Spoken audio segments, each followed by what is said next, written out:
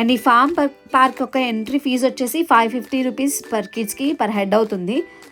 పెద్దవాళ్ళకైతే 600 rupees అనమాట.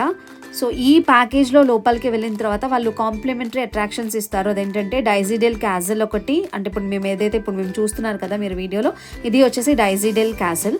And bird అవైరీ అంటే nothing but అక్కడ మేము బర్డ్కి ఫీడ్ చేసాం కదా అదనమాట. ఫీడింగ్కి సపరేట్ కాస్ట్ తీసుకున్నారు, పర్ హెడ్ 100 రూపీస్.